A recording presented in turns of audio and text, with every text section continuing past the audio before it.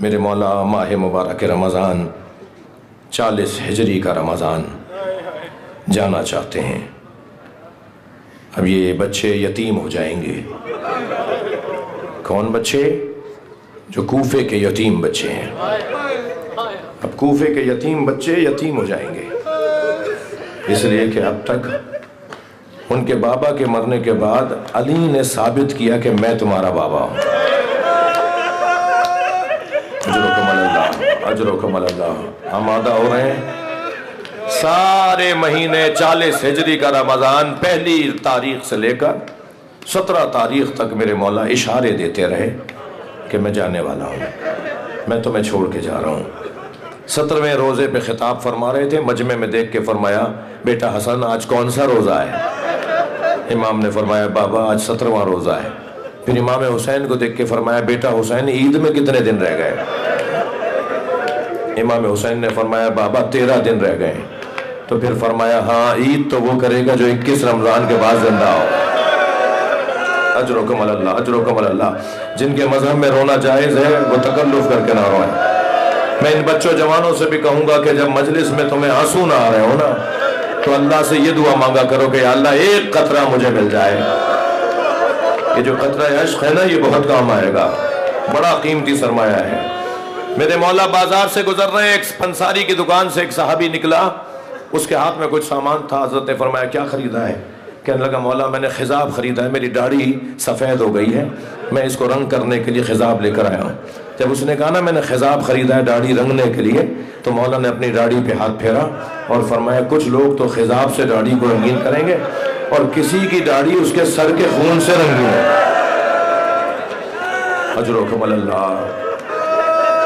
مجلس میں اولاد والے بیٹھے ہیں، بیٹیوں کا باپ سے پیار اور باپ کا بیٹیوں سے پیار یہ فطری مسئلہ ہے۔ بیٹیاں باپ سے زیادہ لپٹتی ہیں، باپ بھی بیٹی سے زیادہ پیار کرتا ہے۔ فرمایا ہے حسن اپنی بہن سے کہو، ام کلثوم سے کہو کہ آج میں تمہارے گھر افطار کروں گا۔ 18واں روزہ میرے مولا علی نے اپنی بیٹی کے گھر افطار کیا، اور جب افطار کے لیے بیٹی کو خبر گئی ہوگی تو میں پوچھ سکتا ہوں کتنی خوشی ہوں گی جناب ام کلثوم؟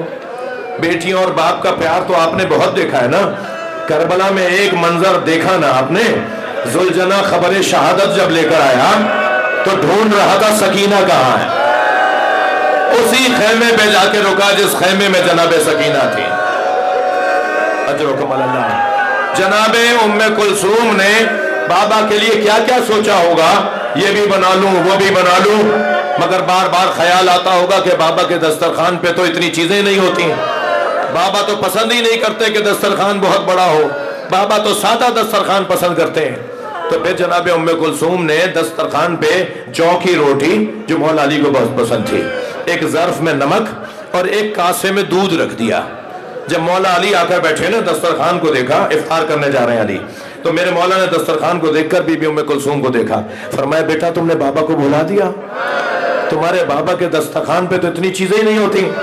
کہ بابا کیا چیز رکھی ہے میں نے، کیا رکھا ہوا ہے؟ تو کہا نہیں اسے کم کرو، اسے کم کرو۔ تو جناب ام کلثوم فرماتی ہے کہ میں نے چاہا کہ نمک اٹھا لوں تاکہ بابا روٹی اور دودھ سے افطار کر لیں، تو فرمایا نہیں دودھ اٹھا لو، اس لیے کہ کوفے میں بہت یتیم بچے ہیں جنہیں پینے کو دودھ نہیں ہے۔ قربان جائیں علی پر۔ ساری رات میرے مولا عبادت میں مصروف رہے، اجرکم اللہ۔ ساری رات میرے مولا عبادت میں مصروف رہے، اور پھر جیسے ہی صبح صادق نمودار ہوئی تو صحن میں آ کر ایک ستارہ تلاش کیا، ستارہ نظر آیا تو کچھ بولے۔ بی بی ام کلثوم کچھ عقب میں کھڑی تھی، قریب آ کر کہتی ہے میں نے سنا کہ بابا کچھ بول رہے ہیں، کیا کہہ رہے ہیں؟ تو بابا کہہ رہے تھے هذه الليلة التي قد وعدت، یہ وہی رات ہے جس کا مجھ سے وعدہ کیا گیا ہے۔ تو بی بی سے رہا نہیں گیا، بی بی نے فرمایا بابا کون سی رات ہے؟ کہا ام کلثوم جب یہ رات تمام ہوگی نا تو تیرے بابا کے سر پہ ضربت لگے گی اور تیرے بابا کا سر کا خون تیرے بابا کے چہرے پہ آ جائے گا اور میں اس ضربت میں شہید ہو جاؤں گا، اور یہ تمہارے نانا نے مجھے بتایا تھا۔ میرے مولا نے امامہ سر پہ رکھا، अबा दोष पे ली, कमर में पटका बांधा, नाले ने पैर में ली, हुजरे से बाहर आए। जब हुजरे से गुजरने लगे ना तो एक मर्तबा गुजरते हुए दीवारों को देखा, फिर सहन में आए तो दीवारों को देखा। जनाब उम्मे कुलसूम को मुड़ के देखा और फरमाया बेटा तेरे घर की दरो दीवार मेरा नौहा पड़ रहा है। तुम्हें आवाज नहीं आ रही, मुझे आवाज आ रही है। ये घर के दरो दीवार मेरा नौहा पड़ रहा है। और उसके बाद कुछ आगे बढ़े तो मुर्गाबियां बत्तखें फड़फड़ाती हुई करीब आई, अपनी चोंच में मौला की अबा का दामन ले लेके प्यार और बोसा देने लगी। मेरे मौला ने फरमाया ऐ उम्मे कुलसूम तेरे घर की ये मुर्गाबियां मेरा नौहा पड़ रही हैं, ये मुझ पे गिरिया कर रही हैं। उन्हें प्यार किया, आगे बढ़े, जंजीर दर ने लिपट कर मौला को रोक लिया। दरवाजे में जो जंजीर डाली जाती थी वो जंजीर मौला की कमर में लिपट गई। मौला ने उसे खोला तो पटका भी खुल गया। जब पटका खोला तो दोबारा बांधने लगे, तो बांधते हुए कहने लगे ए अली अब मौत के लिए कमर कसो। अजरो कमल अल्लाह, अजरो कमल अल्लाह। बीबी ने आगे बढ़कर कहा बाबा भाई हसन को भेज दीजिए, आज फजर की नमाज भाई हसन पढ़ा ले। तो फरमान लगे उम्मे कुलसूम जिसका मैं मुद्दतों से इंतजार कर रहा था उस घड़ी से तुम मुझे रोक रही हो। गए मौला अपने घर से निकलकर मस्जिद के अंदर इब्ने मुलजिम मुरादी औंधा लेटा हुआ था। मेरे मौला ने आवाज देकर कहा उठ नमाज का वक्त है। अल्लामा ज़ीशान हैदर जवादी का बड़ा अजीब जुमला है, वो फरमाते हैं जो अली अपने कातिल को बेनमाजी पसंद न करे वो अपने चाहने वाले को बेनमाजी कैसे पसंद करेगा। आवाज दी उठ नमाज का वक्त है। इब्ने मुलजिम ने उठा मगर तलवार छुपाते हुए उठा। अली मेहराब मस्जिद में गए। मैं अपने भाइयों से कहूंगा आफरीन मरहबा, तुमने ये मजलिस मस्जिद में रखी है। हाँ अली की ज़रबत की मजलिस मस्जिद में ही होनी चाहिए। मेरे मौला मेहराब मस्जिद में गए, अजर कमल अल्लाह। अली की पहली रकत का पहला सजदा, नमाजी नमाज के लिए खड़े हुए हैं। अली मौला के पीछे जमात खड़ी हुई है, पहली रकत का पहला सजदा मेरे मौला ने अभी मुकम्मल नहीं किया था कि फिजा में एक तलवार बुलंद हुई। जो तलवार 1000 दिरहम में खरीदी गई थी, महंगी तलवार खरीदी गई थी, महंगी तलवार। 1000 दिरहम का मतलब है महंगी तलवार जो असर करे, जो काट डाले। सुनेंगे अज़ादारों। और फिर 1000 दिरहम का जहर खरीदा गया। तलवार को आग में जला जला के जहर में बुझाया गया, तलवार को जहर पिलाया गया। वो तलवार फिजा में बुलंद हुई और अली के सर पर आकर लगी।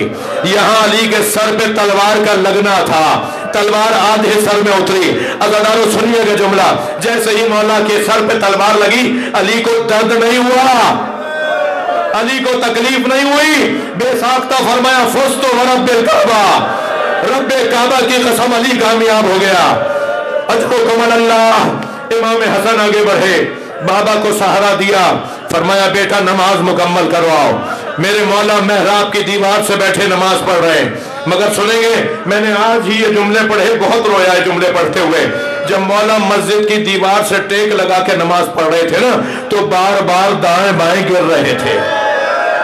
इमाम हसन वहां नमाज जमात पढ़ा रहे हैं, मौला सर का खून बह रहा है, मौला नमाज मुकम्मल कर रहे हैं मगर गशी की कैफियत बढ़ रही है।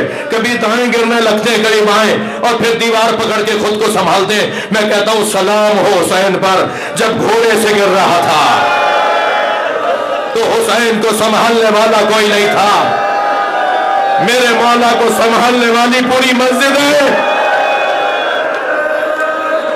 नमाज मुकम्मल हुई, मौला हसन ने मेरे मौला के सर पे कपड़ा बांधना शुरू किया, पट्टी बांधना शुरू की। तो फरमाया बेटा पहले मुझे ये बताओ मेरी दाढ़ी मेरे खून से रंगीन हो गई? फरमाया हाँ बाबा आपकी दाढ़ी रंगीन हो गई। तो फरमाया अल्हम्दुलिल्लाह, ये वही तो जख्म है जिसमें मैं शहीद हो जाऊंगा। मेरे मौला इमाम हसन ने फरमाया बाबा घर चलेंगे। इमाम ने फरमाया मुझे घर ले जाओ और चाहने वालों से कहोगे यहीं रहे।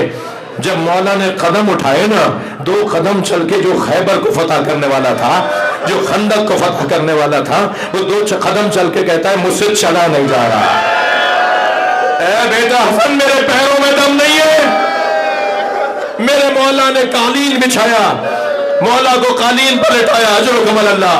कालीन उठा रहे थे तो एक कतरा आंसू का, इमाम हसन के आंसू का एक कतरा मौला अली के चेहरे पे गिरा। अली ने आंखें खोलकर देखा तो इमाम हसन रो रहे थे। फरमाया बेटा हसन की रिया नहीं करो, देख नहीं रहे कितने चाहने वाले आए हुए हैं, मेरा एहतराम करने वाले आए हुए हैं, मुझसे प्यार करने वाले आए हुए हैं। जब देखा ना कि हसन रो रहे हैं, तो जब हसन रो रहे हैं तो और बच्चों का क्या हाल होगा, तो फौरन देखा पैरों की तरफ जो उठाए हुए थे ना वो हजरत अब्बास थे, गाजी अब्बास, मौला अब्बास, मौला को पैरों की तरफ से उठाए हुए थे, कालीन को उठाए हुए थे। तो क्या देखा कि अब्बास रो रहे हैं, तो अब्बास देखा कि अब्बास खबरदार गिरिया न करो, आंसू साफ करो। लेकिन जब देखा अब्बास भी रो रहा है, हसन भी रो रहा है, तो एक मरतबा मौला ने देखना शुरू किया हुसैन कहाँ है। तो क्या देखा कि हुसैन की आंखों से भी आंसू है। फरमाया हुसैन तुम्हारा रोना तुम्हारी माँ को गवारा नहीं था, खबरदार मेरे बच्चे गिरिया न करो। सारे रस्ते घर की तरफ जा रहे हैं लेकर, सारे रस्ते कभी इमाम हसन से, कभी अब्बास से, कभी मोहम्मद हनफिया से, कभी इमाम हुसैन से फरमाते रहे बेटा गिरिया न करो, बेटा गिरिया न करो। घर करीब आया ना तो फरमान लगे मुझे वहां ले जाओ जहां घर में मैं नमाज पढ़ता हूं, मेरे मुसल्ले पर ले जाके मुझे लिटा दो। जब मौला को वहां लिटा दिया तो फरमाया अब जो लोग बाहर के आए हुए हैं उन्हें कहो कि वापस चले जाएं, इसलिए कि ज़ैनब मेरे पास आएगी। अजरो कमल अल्लाह, बहुत गिरिया कर लिया आपने अज़ादारों। जब घर से सब चले गए ना तो मौला के उस हुजरे में जहां अली नमाज पढ़ते थे वहां अली की बेटियां आना शुरू हुई। सुनेंगे अज़ादारों, जो अली सारे रास्ते बेटों से कहता हरा के रोना नहीं, गिरिया न करो, वो ज़ैनब को देख के रो दिया। जनाबे ज़ैनब को देखा, अजरो कमल अल्लाह, अजरो कमल अल्लाह। मजलिस मुकम्मल हो गई, बस एक मंजिल और मेरे साथ आ जाइए।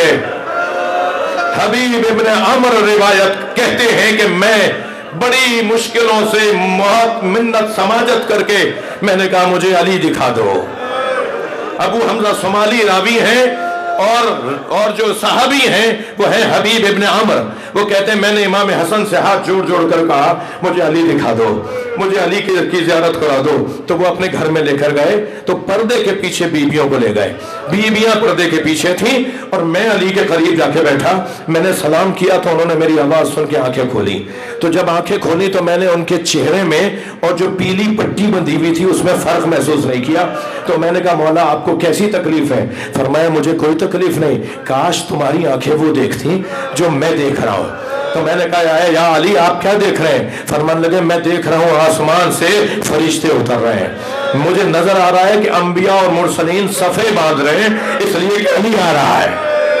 अली के इस्तकबाल के लिए अंबिया और मुरसलीन सफ़े बांध रहे हैं, तुम्हें नजर नहीं आ रहा?